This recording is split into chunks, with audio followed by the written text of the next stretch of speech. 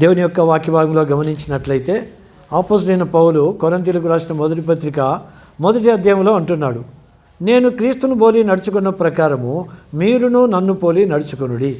కాబట్టి మరి అపోస్తలుడైన పౌలు సౌలుగా ఉండేటప్పుడు దేవుని యొక్క లేఖనాలను మరి ఎంతగానో ఎరిగిన వాడుగా ఉంటున్నాడు.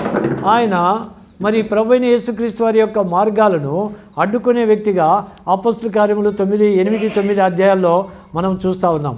ఆయన ఏమనుకున్నాడు, గమలీయేలు పాదాల దగ్గర, ధర్మశాస్త్ర పండితుని దగ్గర ధర్మశాస్త్రాన్ని పఠించాడు, లేఖనాలు ఎరిగినవాడు. అయితే ఈ చేపలు పట్టే వారికి ఏం తెలుసు, వారు చదువురాని వారు ప్రభువైన యేసుక్రీస్తును ఆయన మెస్సియాగా వారు చూపిస్తూ ఆ సువార్తను ప్రకటిస్తున్నారు. ఇది కాదు, ఆయన రాజులకు రాజుగా వస్తాడు, ప్రభులకు ప్రభుగా వస్తాడని అపోస్తలుడైన సౌలు మరి దేవుని యొక్క మార్గాలకు అడ్డుబండగా ఉండి స్టెఫెను చనిపోయినప్పుడు కూడా ఆయన అంగీకరించాడు. స్టెఫెనుకి ఈ మరణం న్యాయమే, ఆయన ప్రకటించే ఆ యేసుక్రీస్తు ప్రభు ఆయన రాబోయే మెస్సియా కాదు అని నిర్ధారించాడు. అయితే దమస్కులో ఉండే విశ్వాసులను కూడా ఆటంకపరచాలని 9వ అధ్యాయంలో వెళ్ళేటప్పుడు మధ్యాహ్న కాల సమయంలో ప్రభు ఆయన్ను దర్శించాడు. మధ్యాహ్న కాల సమయంలో టార్చ్ లైట్ వేసినా వెలుగు ఉండదు, కానీ ఆ మధ్యాహ్న కాల సమయంలోనే సూర్య తేజస్సు కంటే మిక్కిలి మరి ఆ యొక్క తేజస్సు ఆయన చుట్టూ ప్రకాశించిందని ఆయనే సాక్ష్యం చెప్పాడు. అపోస్తల కార్యములు 22వ అధ్యాయం 3వ వచనం. అపోస్తల కార్యములు 22వ అధ్యాయం 3వ వచనం చదవండి.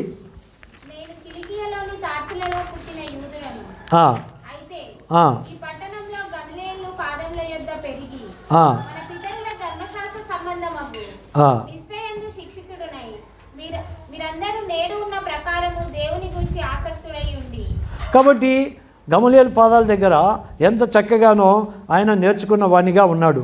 అంతేకాదు ఈ మార్గంలో ఉన్న పురుషులను స్త్రీలను బంధించి చెరసాల్లో వేయించచ్చు, మరణం వరకు హింసించి తిని.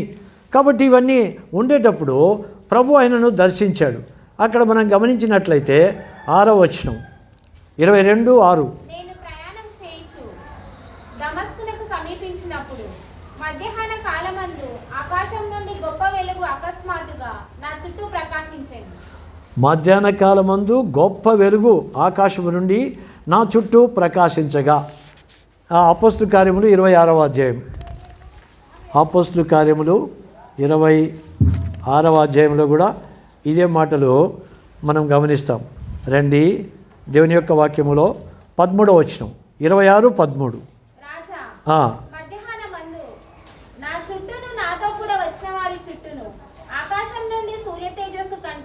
ఆకాశము నుండి సూర్య తేజస్సు కంటే మిక్కిలి ప్రకాశమానమైన ఒక వెలుగు త్రోవలో ప్రకాశించుట చూచితిని.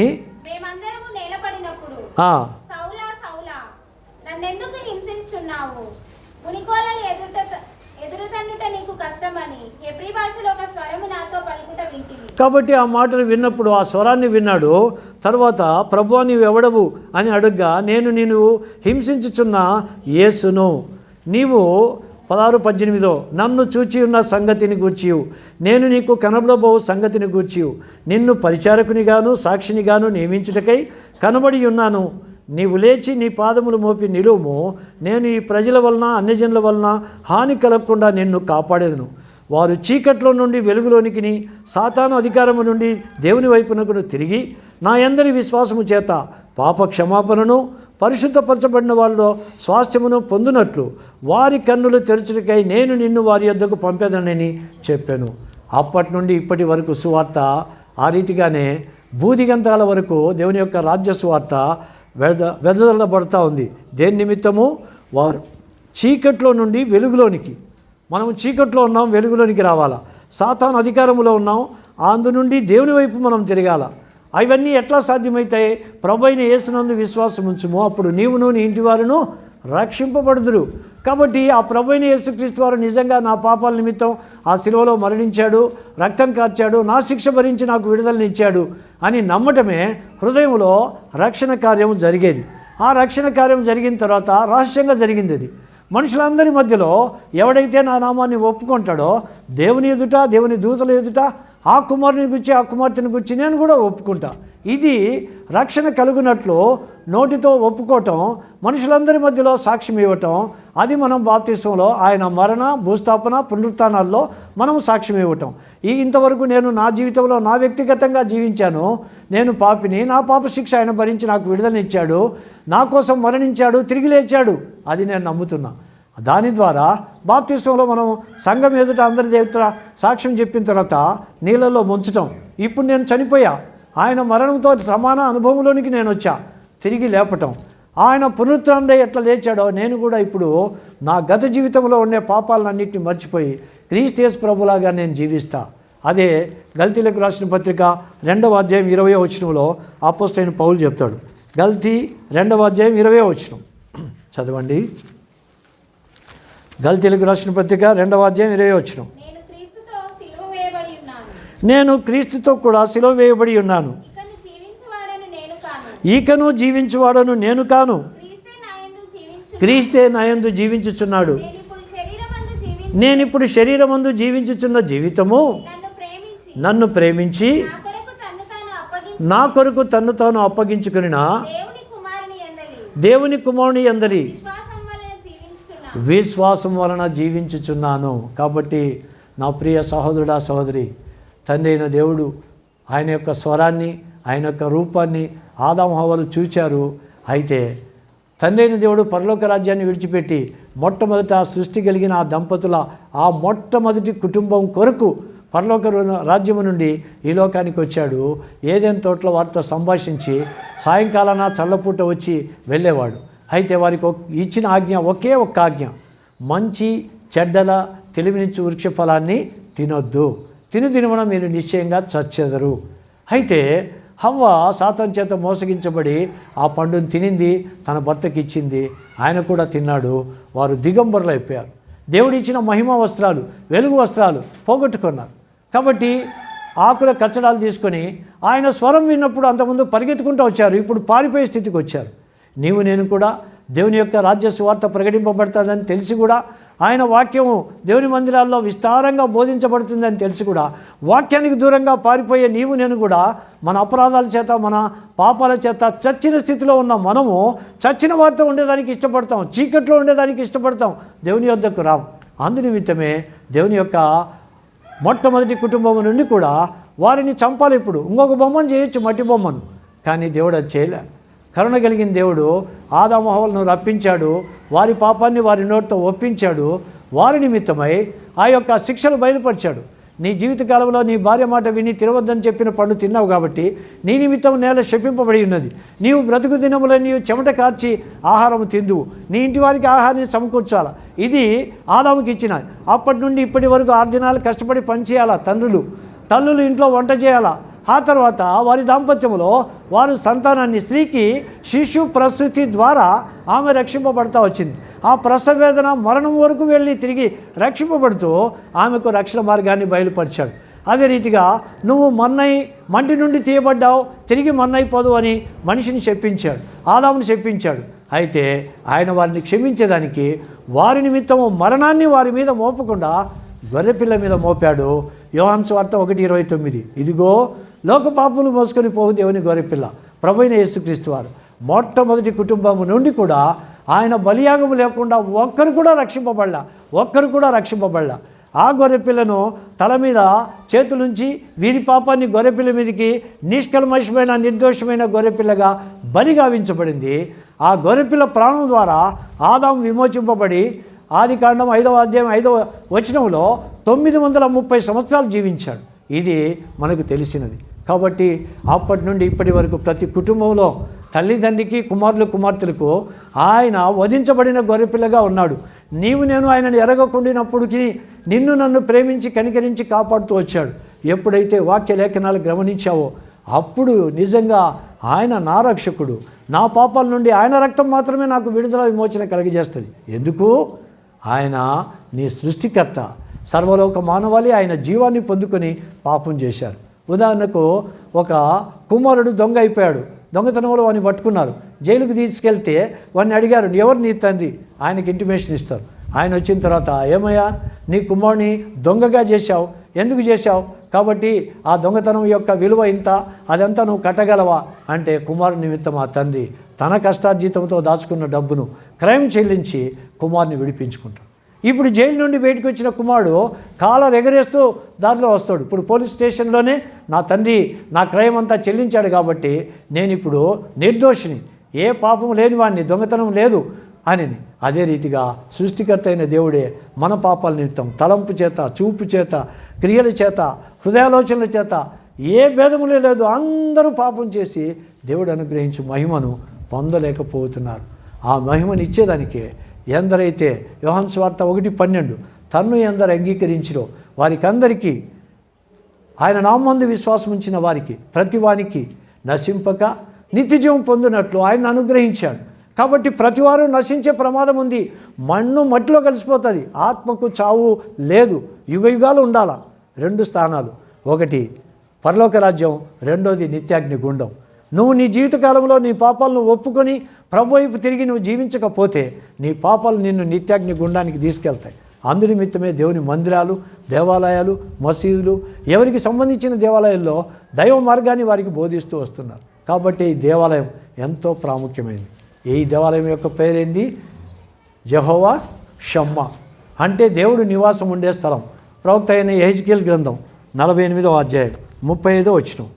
ప్రవక్త అయిన యెహెజ్కేలు గ్రంథం 48వ అధ్యాయం 35వ వచనం చదవండి. 48:35. దాని కైవారము 18,000 కొలకర్రల పరిమాణము. యెహోవా యందు స్థలమని నాట నుండి ఆ పట్టణమునకు పేరు. కాబట్టి ఆ యొక్క పట్టణానికి ఏం పేరంట? యెహోవా యందు స్థలమని నాట నుండి ఆ పట్టణమునకు పేరు. యెహోవా షమ్మా అనే దానికి మీనింగే ఈ యొక్క రెఫరెన్స్ని ఇచ్చారు లేఖన గ్రంథాల్లో. కాబట్టి యెహోవా షమ్మా, జెహోవా షమ్మా, ఈ మందిరము ఆయన యెహోవా యుండు స్థలమని నాటి నుండి ఈ మందిరానికి పేరు వచ్చింది. అయితే ఈ మందిరానికి పేరు రావటానికి తండ్రి అయిన దేవుడు తన ప్రజలను ఎక్కడైతే కలుసుకుంటాడో ఆ స్థలమే దేవుని మందిరం. ఆదాము హవ్వలను ఏదైనా తోటలో కలుసుకున్నాడో ఏదైనా తోటే దేవుని యొక్క మందిరం. అబ్రహాముని దేవుడు దర్శించాడు, ఆ దర్శించిన స్థలమే దేవుని యొక్క మందిరం. ఆ తర్వాత మరి ఈసాకును దేవుని గురించి మనకు సమయం తక్కువ ఉంది కాబట్టి జస్ట్ మరి 469 పాఠ సంఖ్య, పాత పుస్తకాల్లో 466, 469 కొత్త పుస్తకాలు, 466 పాత పుస్తకం. పాఠ పుస్తకాలు తీసుకొని పెట్టుకోండి. దాని ప్రకారం త్వరగా మనం వాక్యాన్ని ముగించుకుందాం. దేవుని మహిమా మందిరం, యాజకుల ఆరాధన ఆలయం అని. దేవుని మహిమా మందిరం, దేవుని మహిమా మందిరం, యాజకుల ఆరాధనాలయం, యాజకుల ఆరాధనాలయం. కాబట్టి ఈ మందిరము దేవుని యొక్క మరి ఆ వాక్యములో దైవ సేవకులు మరి చెప్పిన మొదటి వచనంలో అది మోరియా గొల్గోతా కొండయు ఈసాకు బలి అర్పణ స్థలమును యెబూసీ యెరూషలేము ఇదే. కాబట్టి మొట్టమొదటిగా ఆదికాండం 22వ అధ్యాయానికి ముందు 22 ఏదెన్ తోటలో అయిన తర్వాత దేవుని యొక్క హానోకుతో ఆ తర్వాత నోవహుతో తండ్రి దేవుడు మాట్లాడుతూ వచ్చాడు, వారి బలి అర్పణ అంగీకరిస్తూ వచ్చాడు. మరి ఆ తరం వారందరూ సృష్టి అంతా నాశనం చేసిన నోవహు నీతిపరుడిగా ఉన్నాడు. ఆ నోవహు కాలం నుండి మరలా సంతతి ప్రారంభమైంది. మనం అంతా చెప్పుకొని సమయం చాలదు కాబట్టి రండి ఆదికాండం 22వ అధ్యాయం. ఆదికాండం త్వరగా మనం ముందుకెళ్దాం. ఆదికాండం 22వ అధ్యాయము. దేవుడు చెప్పాడు 75 సంవత్సరాల్లో నీకు సంతానం ఇస్తా అన్నాడు. 100 వరకు ఇయ్యలే. 100 ఏళ్ళకి ఇచ్చిన తర్వాత మరి ఆయన ప్రేమించిన ఇస్సాకుతో సంతోషంగా ఉంటే అప్పుడు దేవుడు మరి అబ్రహామును దర్శించాడు. అప్పుడు ఏమన్నాడు? 22 మొదటి వచనం. ఆ సంగతులు జరిగిన తర్వాత దేవుడు అబ్రహామును పరిశోధించెను. ఎట్లనగా ఆయన అబ్రహామా అని పిలువగా అతడు చిత్తం ప్రభువా నేను. అప్పుడు ఆయన నీకు ఒక్కడైన నీ కుమారుని అనగా నీవు ప్రేమించి ఇస్సాకును తీసుకుని మోరియా దేశమునకు వెళ్ళి అక్కడ నేను నీతో చెప్పబోవు పర్వతములలో ఒకదాని మీద దహన బలిగా అర్పించుము. కాబట్టి మొట్టమొదటిగా ఆ యొక్క మోరియా పర్వతం మీద దహన బలి అర్పించాలి. మరి రాత్రి చెప్పాడు, ఉదయాన్నే గాడిద గంత కట్టాడు. శారమ్మ కూడా చెప్తే కొడుకుని ఇస్తుందా? బలిగా తీసిపోతుండ అంటే ఊరుకుంటుందా? ఉండదు కదా. ఆమెకు చెప్పకుండానే పని వార్త తీసుకొని వెళ్ళాడు. ఈ యొక్క సందర్భాలన్నీ మీకు క్లియర్గా తెలుసు. అక్కడికి వెళ్ళేటప్పుడు దారిలో అడిగాడు.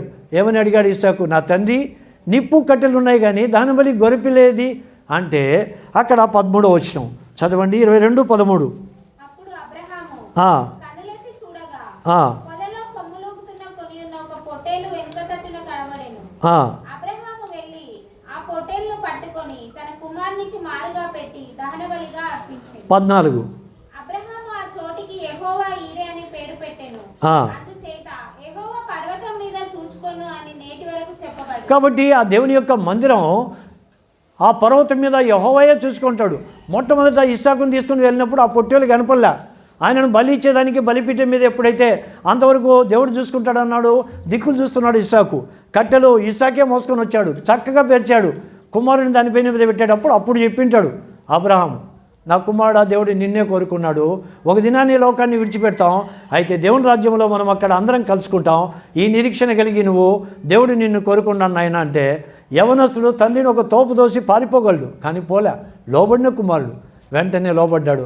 అలాగే తండ్రి అని ఆ చేతులు కట్టేసినప్పుడు, ఆ యొక్క బలిపీఠం మీద పెట్టేసినప్పుడు ఖడ్గం పైకెత్తాడు, కత్తి ఇంకా నరికేవాడే దేవుడు చూస్తా ఉన్నాడు కాసు పెట్టుకొని. వెంటనే అబ్రహామా అబ్రహామా, నీకు ఒక్కడైన కుమారుని నువ్వు నాకీయ వెనుక తీయలేదు కాబట్టి, నీ కుమారుని కంటే నన్ను ఎక్కువ ప్రేమిస్తున్నావు కాబట్టి ఆ కుమారుని చంపొద్దు. ఇప్పుడు ఆ పొదల్లో తగులుకొని నా పొట్టేలను చూపించాడు దేవుడు, ముందుగానే సిద్ధపరిచాడు. యెహోవా ఈరే. యెహోవా మందిరంలో నీకు కావలసిన అక్కర్లు అవసరతలన్నీ తీర్చబడతాయి. నీ దుఃఖం నుండి దేవుడు నిన్ను విడిపించేవాడుగా ఉంటాడు. ఆ రీతిగా దేవుడు నిన్ను కనికరించేవాడుగా ఉంటాడు. కాబట్టి దేవుని యొక్క వాక్యభాగంలో ఆయన నీ శ్రమలో నీ దుఃఖంలో ఎక్కడైతే దేవుడు నిన్ను కలుసుకుంటాడో అదే దేవుని యొక్క మందిరంగా ఉంది. ఆదికాండం 16వ అధ్యాయం. ఆదికాండం 16వ అధ్యాయం. ఆదికాండం 16వ అధ్యాయం దేవుని యొక్క వాక్యభాగంలో గమనించినట్లయితే, ఈ యొక్క ఇష్మాయేలు పుట్టినప్పుడు ఆమె గర్భవతి అయిందని చెప్పి మరి ఎంతగానో మరి హాగరు కోపగించుకుంది, ఆ హేళన చేసింది. అది తట్టుకోలేకుంటే ఆమెను ఇంటి నుండి బయటికి గంటేమంటే గంటేశారు. ఆమె ఆ యొక్క కష్టానికి తట్టుకోలేక పారిపోతుంటే 16వ అధ్యాయం 9వ వచనం. అప్పుడు యెహోవా దూత నీ యజమానురాలి యొద్దకు తిరిగి వెళ్ళి ఆమె చేతి క్రింద అణిగి ఉండమని దానితో చెప్పెను. కాబట్టి ఇప్పుడు దానికంటే ముందు 7వ వచనం అమ్మ. యెహోవా దూత అరణ్యంలో నీటి బుగ్గ యొద్ద అనగా షూరు మార్గంలో బుగ్గ యొద్ద ఆమెను కనుగొని, శారయి దాసివైన హాగారు, ఎక్కడి నుండి వచ్చితివి, ఎక్కడికి వెళ్ళుచున్నావు? కాబట్టి ప్రతి వారి కష్టంలో ఎక్కడైతే దేవుడు కలుసుకుంటాడో అదే దేవుని మందిరం. హాగరును దేవుని యొక్క చిత్త ప్రకారంగా నువ్వు ఎక్కడికి వెళ్తున్నావు, నీ యొక్క శారాయి దాసివైన హాగరు అని పిలిచి అక్కడ తిరిగి మరలా హాగరు యొక్క అహంభావాన్ని కోపాన్ని తగ్గింపు చేసుకొని నిన్ను విస్తారమైన జనాంగంగా చేస్తాను, నువ్వు వెళ్ళి నీ యజమానురాలి చేతి కింద అణిగి ఉండు. 21వ అధ్యాయం. ఆదికాండం 21వ అధ్యాయం. ఆదికాండం 21వ అధ్యాయము. కుమారుడు పుట్టిన తర్వాత దాసిని జన కుమారుని వెళ్ళగొట్టనింది ఇస్సాకు పుట్టిన తర్వాత.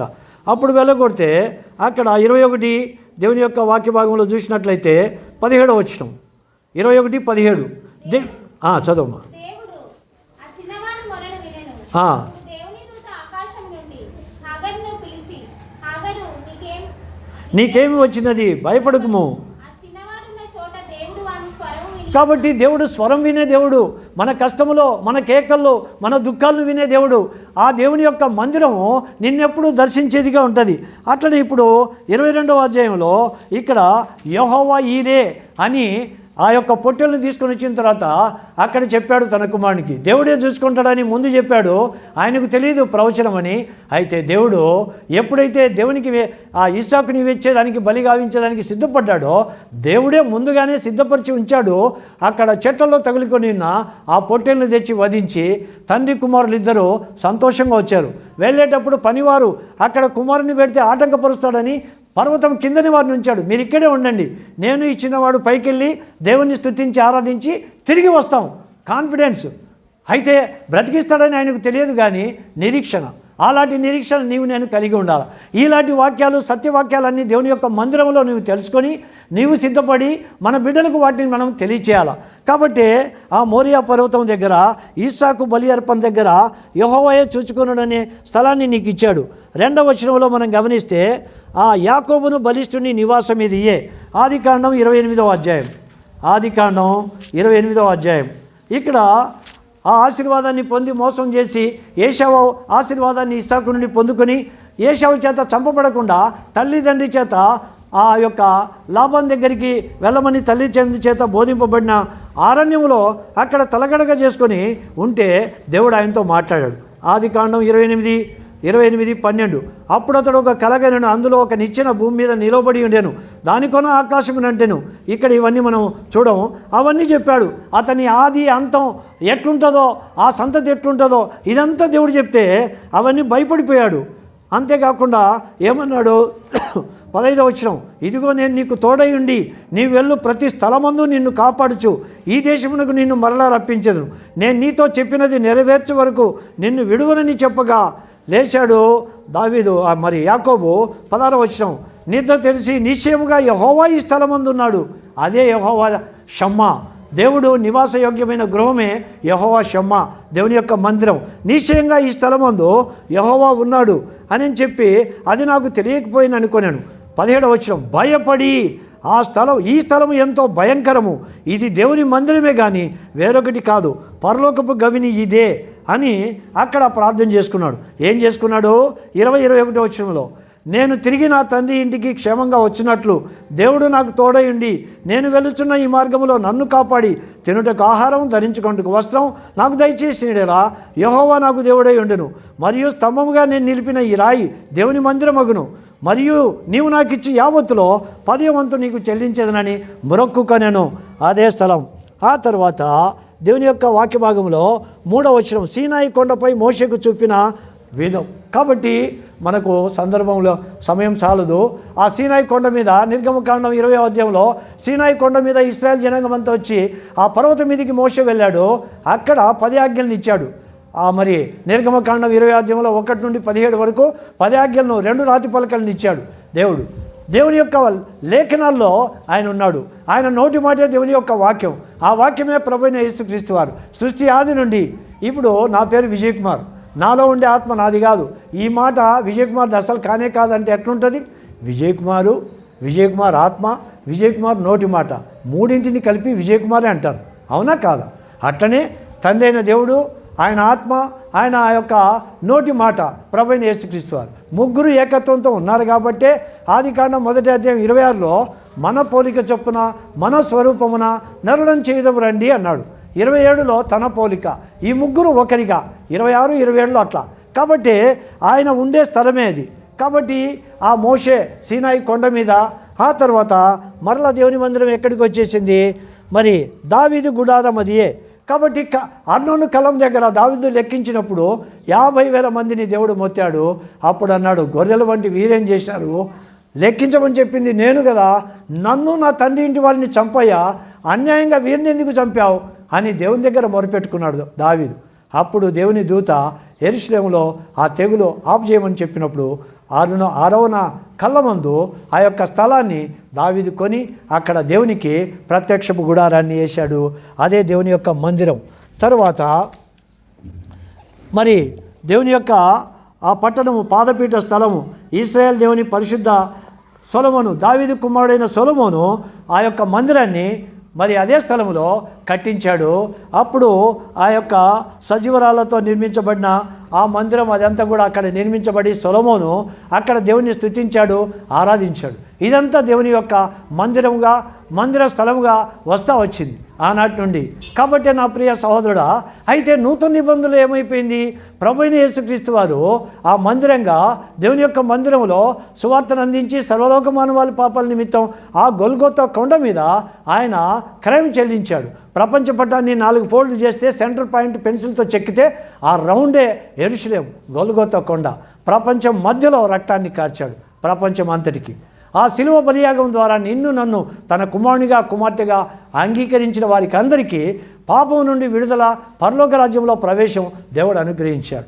ఇంతవరకు మనం చేసిన పాపాలను దేవుడు ఓర్మితో క్షమించాడు. రోమా 3:22-24 మీరు ఇంటికి వెళ్ళిన తర్వాత చదువుకుంటే అక్కడ ఉంటాయి. ఎఫెసీయులకు రాసిన పత్రిక 2వ అధ్యాయం 11 నుండి ఆఖరి వరకు చదువుకుంటే అక్కడ ఉంటాయి. ఇశ్రాయేలుతో సహపౌరులు కానివారం, దేవుడు లేనివారం, నిరీక్షణ లేనివారం, మన ఇష్టానుసారం ప్రవర్తించిన వారం అటువంటి నిన్ను నన్ను క్రీస్తు శిలువ బలియాగం ద్వారా ఇజ్రాయేలుతో సహపౌరులు చేశాడు. వాగ్దాన నిబంధనలు వారికి ఎన్ని ఉన్నాయో మనకు కూడా అవన్నీ అంగీకరింపజేశాడు. కాబట్టి ఆ శిలువ కార్యముతో నూతన పురుషునిగా చేశాడు. మనము క్రీస్తు యేసు ప్రభు యొక్క కుమారులం కుమార్తెలుగా ఆయన శరీరంలోని అవయవంగా నిన్ను నన్ను చేశాడు. అయితే అనేకసార్లు అంగీకరిస్తాం, తప్పిపోతాం. ఆ తప్పైన కారణాన్ని బట్టి తిరిగి ఆ బల్లను మన మధ్య ఉంచాడు. క్రీస్తు యేసు ప్రభు శిలువ మరణానికి ముందే మత్తయి సువార్త 26వ అధ్యాయం 26వ వచనం నుండి అక్కడ చూస్తే, లూకాసు సువార్త 22వ అధ్యాయం అక్కడ చూస్తే ఈ బలను ఆయనే ప్రారంభించాడు. రొట్టె పట్టుకొని ఇది నా శరీరం అన్నాడు. యోహాను సువార్త 6వ అధ్యాయంలో చెప్తే, శాస్త్రుల పరిశీలన నువ్వెట్లయా నీ శరీరాన్ని ఎట్లా తాగుతాం, తింటాము, నీ రక్తాన్ని ఎట్లా తాగుతాం. లూకాసు సువార్త 10వ అధ్యాయంలో 12 మంది కాకుండా 70 మంది ఇతరులను శిష్యులుగా చేశాడు. వారందరూ పట్టణానికి వెళ్ళి సువార్త ప్రకటించారు. ఆయనకు ముందుగా వారందరూ ఆక్షేపణ చేయబడ్డారు. ఇదేంది, ఆయన శరీరాన్ని తిని రక్తాన్ని ఎట్లా తాగుతాం. యోహాను సువార్త 6వ అధ్యాయం 63వ వచనంలో వారందరూ ఆయన్ని విడిచిపెట్టి పారిపోయి ఇంకా ఆ తర్వాత మరలా ఆయన ముఖాన్ని ఎన్నడూ కూడా చూడలేదంట. నువ్వు నేను బలలో పాలు పొందినా మరలా విడిచిపెట్టే వారంగా ఎన్నిసార్లు ఉంటాము, ఎన్నిసార్లు తప్పిపోయాము, జారిపోయాము. అందుకే 1 కొరింథీలో ఆ దర్శనాన్ని పౌలుకి ఇస్తే ఆయన అన్నాడు, ఇది యేసుక్రీస్తు ప్రభు వలన దాన్ని పొంది తిని, ప్రభు అయిన యేసు తాను అప్పగింపబడిన రాత్రి నన్ను జ్ఞాపకం చేసుకుంటకే దీన్ని చేయుడు, ఇది నా శరీరం. ప్రభు అయిన యేసుక్రీస్తు వారి శరీరం, రక్తం వాక్యమే. యోహాను సువార్త 1:14 ఆ వాక్యాన్ని జ్ఞాపకం చేసుకొని బలలో పాలు పొందమన్నాడు. అది దేవుడు చెప్పింది. అయితే వారంతా ఏమనుకున్నారు, ఆయన శరీరాన్ని తిని రక్తాన్ని తాగాలన్నా ఇది అసాధ్యం అని. అప్పుడు శిష్యులను చూసి అన్నాడు, మీరు కూడా వెళ్ళిపోవాలని ఉన్నారంటే పేతురుడు అన్నాడు, నిత్య జీవ మాటలు కలిగిన వాడిని నీవే కదా ప్రభువా, మేము ఎక్కడికి వెళ్తాం. కాబట్టి ఆ దేవుడు నిన్ను దర్శించిందే దేవుని యొక్క పరిశుద్ధ మందిరంగా. అప్పుడు మత్తయి సువార్త 18వ అధ్యాయం 20వ వచనంలో యేసుక్రీస్తు ప్రభు అన్నాడు, ఏమన్నాడు, ఎక్కడ 2 లేక 3 నా నామాన కూడుకుంటారో వారి మధ్య నేను ఉంటా. ఎంఐ గ్రామంలో ప్రభు లేచాడని చెప్పిన తర్వాత ఎంఐ గ్రామానికి 2 శిష్యులు పోతూ ఉన్నారు. వారి మధ్యలో ప్రభు వచ్చాడు. ఏం గురించి అంటే, ఏంది నీకు తెలియవా, యెరూషలేములో జరిగిన సంగతులు, మరణముని జయించి తిరిగి లేచాడని చెప్తే మాకు విస్మయాన్ని కలిగజేస్తారంటే, ప్రవక్తలు సమూయేలు మొదలుకొని ప్రవక్తలు చెప్పిన మాటలు నమ్మని మందమతులారా, ఈలాగు లేఖనాలన్నీ నెరవేర్చి ఆయన మృత్యుని జయించి తిరిగి లేచాడని ప్రవక్తలు సమూయేలు మొదలుకొని ప్రవక్తలన్నీ చెప్పారు కదా. మోషే అన్నాడు ద్వితీయోపదేశకాండం 18వ అధ్యాయం 17వ వచనంలో, నా వంటి ఒక ప్రవక్తను మీ కొరకు నేను పుట్టిస్తా, ఆయన మాట వినని వాడు శాపగ్రస్తుడు, ఆయన నా ముందు విశ్వాసం ఉంచకపోవటమే అన్ని పాపాలకు మించిన పాపం. కాబట్టి దేవుని మందిరానికి ఎందుకు రావాలా, నీ పాపాలు. 90వ మోషే కీర్తన 8వ వచనం, మా దోషములు నీవు నీ ఎదుట ఉంచుకొని ఉన్నావు, నీ ముఖ కాంతిలో మా రహస్య పాపాలన్నీ కనబడుతున్నాయి. ఎవరికేమి చెప్పాల్సిన వాక్యంలా, దైవ సేవకులు ఎవరైనా ఇక్కడ నిలబడిన వారు దేవుని ఆత్మచేత అభిషేకించబడి ఇచ్చే మాటలు వారి హృదయాల్లోనికి దూరి రహస్య పాపాలన్నీ బట్టబయలైపోతాయి. ఒప్పుకునేది స్వతంత్రాన్ని దేవుడు నీకు ఇచ్చాడు. కాబట్టి నన్ను జ్ఞాపకం చేసుకుంటకై దీన్ని చేయుడే అని చెప్పాను. ఆయన వాక్యాన్ని జ్ఞాపకం చేసుకొని ఆయన శరీరంలో నీవు నేనున్నాం. యోహాను సువార్త 1:4 ఆయనలో జీవం ఉండెను, ఆ జీవం మనుషులకు వెలుగై ఉండెను. కాబట్టి తన్ను వెంబడించి వాడు చీకట్లో ఉన్నాడు, ఆ జీవపు వెలుగు కలిగి ఉంటాడు. ఇదే నూతన నిబంధన సంఘాన్ని పేతురు బయలుపరిచాడు పెంతెకోస్తు దినాన. అపోస్తలుల కార్యములు 2వ అధ్యాయంలో 37వ వచనంలో, పొడవబడిన వారై అయ్యా మేమేం చేయాలా, ఆయనైతే సిలువ వేశాం, ఇప్పుడేం చేయలేం అంటే అప్పుడు అన్నాడు, మారు మనసు నిమిత్తం పాప క్షమాపణ నిమిత్తం మీలో ప్రతివాడు యేసుక్రీస్తు నామమున బాప్తిసం పొందండి. అప్పుడు పరిశుద్ధాత్మ అనే కృపావరం మీకే కాకుండా మీ ఇంటి వారికి, మీ దూరస్తులకు, మీ జీవితకాలంలో మీరు ఎవరైతే సువార్త చెప్తారో వారికి అందరికీ ఆశీర్వాద కారణంగా నువ్వు ఉంటావు, నేనుంటా. ఆ పరిశుద్ధాత్మ వరాన్ని హస్త నిక్షేపణ ద్వారా నేను పొందుకుంటా ఉన్నావు. ఇన్ని పొందుకొని వచ్చిన నీవు నేను తిరిగి మన కుటుంబ వ్యవహారాల్లో పాపాల చేత, నోటి మాటల చేత తప్పిపోయి ఉంటే ఎట్లా బలలో పాలు పొందుతాం. కాబట్టి ప్రతి మనుషుడు తన్ను తాను పరీక్షించుకొని ఆ రొట్టెలో పాలు పొందాలి. క్రీస్తు యేసు ప్రభు దగ్గరికి కుష్ఠరోగి వచ్చాడు. మార్కు సువార్త 1వ అధ్యాయం 35వ వచనం, ప్రభువా నీకు ఇష్టమైతే నన్ను శుద్ధినిగా చేయగలవు అన్నాడు. అంటే వెంటనే వానిని ముట్టి నాకు ఇష్టమే శుద్ధుడు తత్ క్షణమే అరికాల నుండి నడినెత్తి వరకు కుష్ఠరోగం మాయమైపోయింది. ఆయనకు అసాధ్యమైన కార్యాలే లేవు. కుష్ఠరోగి రోగమే బాగై వాడు స్వచ్ఛంగా పసిపిల్ల దేహంలాగా వాడు సిద్ధపడితే మన పాపాలు క్షమించలేడా? మార్కు రాసిన సువార్త 2వ అధ్యాయంలో 4 చేత మోసుకొని వచ్చాడు ఆ యొక్క పక్షవాయువు కలిగిన వ్యక్తి. కుమారుడా నీ పాపాలు క్షమించడం. మహాప్రభు మేము మోసుకొని వచ్చింది వాడు స్వస్థపరచబడాలని, పాపాల సంగతి మాకెందుకు? పాపాలు క్షమించబడకుండా పరలోక రాజ్యం లేదు. ఈ లోకంలో రోగం కాదు నీకు కావాల్సింది, తీసేయాల్సింది. పరలోక రాజ్య పోగొట్టుకుంటే 60-70 సంవత్సరాలు ఇక్కడ చేసిన పాపాలకు యుగాలు మండే గుండం. ఉదాహరణకు ప్రభువైన యేసుక్రీస్తు వారు మరణించి 2024 సంవత్సరాలు. తండ్రి అయిన దేవునికి 2 దినాలే. ఎందుకు? మా జీవితయాత్ర దినాలు మరి మోషే 90వ మోషే కీర్తనలో ఆయన అంటాడు, దేవుని యొక్క దృష్టికి ఈ యొక్క యుగము ఏ రీతిగా ఉంది? రండి 90వ మోషే కీర్తన త్వరగా చదువుకొని ముగించుకుందాం. 90వ మోషే కీర్తన దేవుని యొక్క వాక్య భాగంలో ఇవన్నీ కూడా నీ కొరకు నా కొరకు దేవుడు రాయించి పెట్టాడు. చూడండి 3వ వచనం, నీవు మనుషులను మంటికి మార్చుచున్నావు, నరులారా తిరిగి రండని నీవు సెలవిచ్చుచున్నావు. నీ దృష్టికి 1000 సంవత్సరములు గతించిన నిన్నటి వలె ఉన్నవి. దీని ప్రకారము 2 రోజులే యేసుక్రీస్తు ప్రభువు చనిపోయి ఆ తర్వాత మరలా ఒక మాట చెప్పాడు, రాత్రి అందరి ఒక జాము వలె ఉన్నాయి. రాత్రి 4 జాములు, పగులు 4 జాములు. ఒక జాముకు 3 గంటలు, 3 × 4 12 గంటలు రాత్రి, 12 గంటలు పగులు, 24 గంటల సమయం. 3 గంటల సమయానికి 1000 సంవత్సరాలు అంటే 6 గంటలే యేసుక్రీస్తు ప్రభువు వారు చనిపోయి. కాబట్టి నా ప్రియ సహోదరుడా, నా ప్రియ సహోదరి, ఆ యొక్క మోషే కీర్తనలో రహస్య పాపాలన్నీ కనపడతాయి. ఎక్కడ? దేవుని వాక్యపు వెలుగులో, దేవుని మందిరంలో దేవుని యొక్క వాక్యం నీతో మాట్లాడుతూ ఉంది. అప్పుడు నీ పాపాలు బట్టబయలవుతాయి. నువ్వు పశ్చాత్తాపడి నీ పాపాలు ఒప్పుకుంటే అప్పుడు యోహాను సువార్త 1:12 అంగీకరించబడిన తర్వాత నీ జన్మ పాపం కాదు. 51వ దావీదు కీర్తన 5లో అంటాడు, తల్లి గర్భంలో నేను పాపంతో జన్మించిన వాణ్ణి, ఆ పాపాన్ని కొట్టివేశాడు.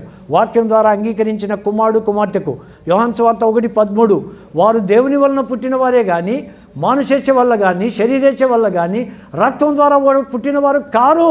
దేవుని యొక్క కుమారులు కుమార్తెలు అంగీకరించబడి జీవ గ్రంథంలో నీ పేర్లు రాయబడ్డాయి. ఇది ఆ మందిరం. ఎక్కడ? దేవుడు ఎక్కడైతే నిన్ను దర్శించాడో అది దేవుని యొక్క మందిరం. యెహోవా షమ్మా, దేవుడు నివాసం ఉండే స్థలము యెహోవా షమ్మా అంటే. యెహోవా ఈరే, అక్కడ దేవుడే చూసుకుంటాడు. యెహోవా నిస్సి, ఆ యొక్క ధ్వజం నిర్గమకాండం 17వ అధ్యాయంలో 8 నుండి 15 యుద్ధం చేయమన్నాడు. మోషే చేతులు పైకెత్తి ఇశ్రాయేలు గెలుస్తారు, చేతులు నొప్పిడి దించితే అమరీకుడు గెలుస్తున్నారు. హూరు అహరోను ఇద్దరు రాళ్ళు వేసి పట్టుకున్నారు, రాళ్లపైన కూర్చోబెట్టి. అప్పుడు మోషే చేతులు అట్లే సాయంకాలం వరకు ఉంటే అక్కడ యెహోషువ వారందరినీ హతం చేశాడు. అది యెహోవా ధ్వజము, యెహోవా నిస్సి. కాబట్టి నీకు ఆయన ధ్వజంగా ఉంటాడు. ఆయనే నీ యుద్ధాలన్నీ చేస్తాడు, నీ అక్కర్లన్నీ తీరుస్తాడు. యెహోవా ఈరే. అంతేకాదు నీ రోగాలన్నీ స్వస్థపరుస్తాడు. నిర్గమకాండం 15:26 ఐగుప్తులకు కలగజేసే ఏ రోగాన్ని మీకు రానియను, నిన్ను స్వస్థపరచు యెహోవాను నేనే. అంతేకాకుండా ఆయన నీకు సమాధానంగా ఉంటాడు. కాబట్టి ఆ ప్రభు ఆ న్యాయాధిపతుల గ్రంథం 6వ అధ్యాయం 24వ వచనం, యెహోవా షాలోం, సమాధానకర్త. ఆ యొక్క గిద్యోను సమాధానాన్ని కలిగజేశాడు. అయ్యో నేను దేవుని చూసా చచ్చిపోతానేమో అంటే నీకు సమాధానం కలుగును గాక గిద్యోను, నువ్వు చావవు. కాబట్టి నీకు సమాధానం ఇచ్చేవాడు. ఆ రీతిగా ప్రభు యెహోవా సిద్కేను అంటే న్యాయ తీర్పులు చేసేవాడు, న్యాయాన్ని విచారించేవాడు, న్యాయ ప్రకారం నీకు తీర్పులు తీర్చేవాడు సిద్కేను. కాబట్టి దేవుని యొక్క వాక్యంలో నీవు నేను కూడా ఇర్మియా గ్రంథం 3వ అధ్యాయం 26వ వచనంలో అక్కడ నీతి న్యాయాలకు కర్త అయిన దేవుడు నిన్ను పరిశుద్ధపరిచేవాడు.